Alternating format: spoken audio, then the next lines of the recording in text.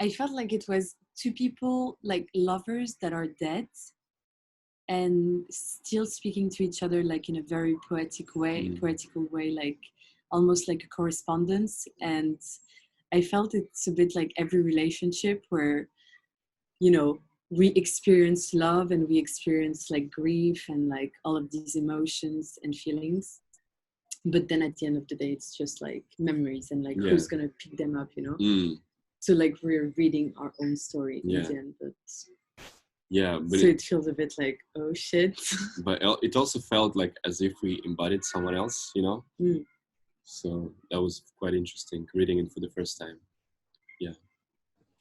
I felt they were quite funny because I felt a bit manipulated by them in terms of like it makes me so sad for them, or like, you know, I love their love story that I want to continue, and it's a bit like, oh, you're gonna kill me again by stopping reading, or you know, so you want to continue the story. And I felt the same. I love them. It was interesting. Lawrence is very quiet. He's really it's like, a bit sad that they stop telling me promises, Rosa.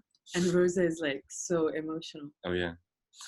You kind of snapshot them inside of really intimate moments where they're talking about life, their emotion, their love and everything, but like we want to know who they are, like what's the story behind, how did they met, and how, you know, how did it end up, or I don't know if it's still working on.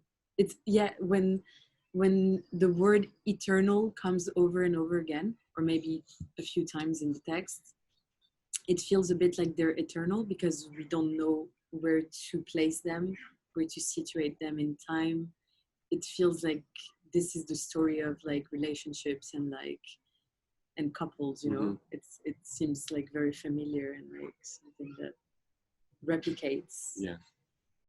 It's a repetition, so like we all tend to promote our uniqueness every day, like, oh, we do something unique, or like this moment is unique, this relationship is unique, but like when you read this text you feel like it's quite universal.